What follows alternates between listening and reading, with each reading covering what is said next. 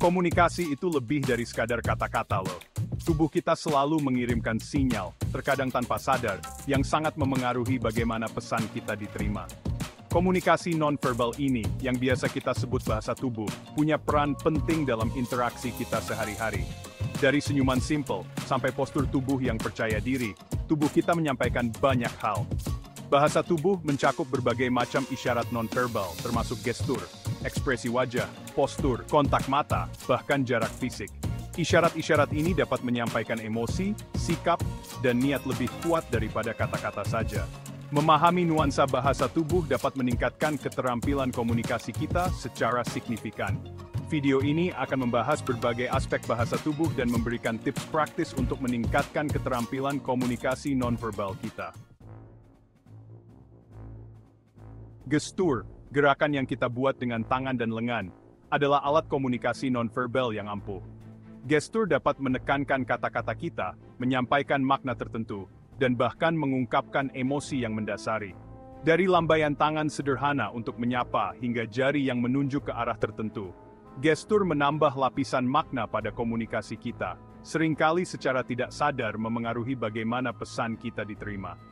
Perhatikan gestur umum menyilangkan tangan. Meskipun mungkin tampak seperti postur yang nyaman, seringkali itu menyampaikan sikap defensif, ketidaksetujuan, atau kurangnya keterbukaan.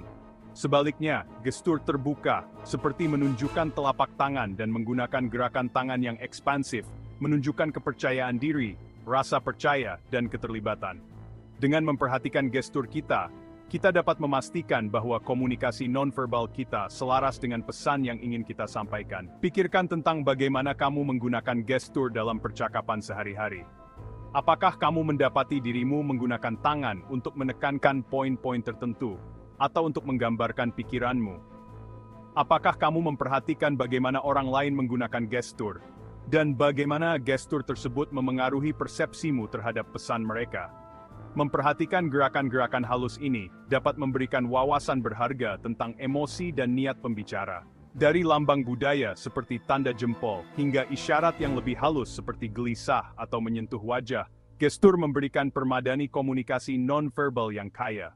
Memahami makna di balik gerakan-gerakan ini, baik gerakan kita sendiri maupun orang lain, dapat secara signifikan meningkatkan kemampuan kita untuk menafsirkan dan menanggapi isyarat nonverbal, sehingga mendorong komunikasi yang lebih jelas dan efektif. Wajah kita, yang sering disebut sebagai jendela jiwa, sangat ekspresif, mampu menyampaikan berbagai macam emosi melalui gerakan otot yang halus. Ekspresi wajah adalah bahasa universal, yang seringkali melampaui perbedaan budaya dan memberikan wawasan langsung tentang keadaan emosi kita. Dari senyuman tulus yang menyampaikan kegembiraan dan kehangatan, hingga kerutan dahi yang menandakan kebingungan atau kekhawatiran, wajah kita berbicara banyak hal, membentuk bagaimana orang lain memandang kita, dan memengaruhi dinamika interaksi kita. Pertimbangkan kekuatan senyuman. Senyuman yang tulus, yang mencapai mata dan menggerutkan sudutnya, langsung menyampaikan kehangatan, keramahan, dan kepercayaan. Senyuman dapat meredakan situasi tegang, membangun hubungan baik, dan menciptakan suasana yang lebih positif dan reseptif untuk komunikasi. Di sisi lain, senyuman yang dipaksakan atau tidak tulus dapat menimbulkan efek sebaliknya, menciptakan jarak dan ketidakpercayaan. Pikirkan tentang bagaimana kamu bereaksi terhadap ekspresi wajah yang berbeda. Bagaimana perasaanmu saat melihat senyuman hangat dibandingkan dengan cemberut atau ekspresi jijik? Menurutmu, bagaimana ekspresi wajahmu memengaruhi persepsi orang lain terhadap dirimu dan pesanmu? Dengan menjadi lebih sadar akan pesan yang disampaikan wajah kita dapat memastikan bahwa komunikasi nonverbal kita selaras dengan niat kita dan mendorong koneksi positif. Dari gerakan alis yang halus yang menunjukkan skeptisisme, hingga pelebaran mata yang menunjukkan keterkejutan atau minat, wajah kita terus-menerus berkomunikasi, memberikan wawasan berharga tentang pikiran dan emosi kita.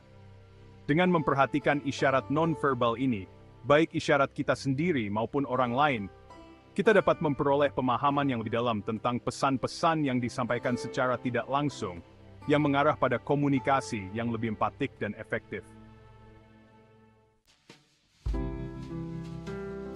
Postur, cara kita membawa diri, adalah bentuk komunikasi nonverbal yang kuat, yang menunjukkan banyak hal tentang kepercayaan diri, sikap, dan keadaan emosi kita.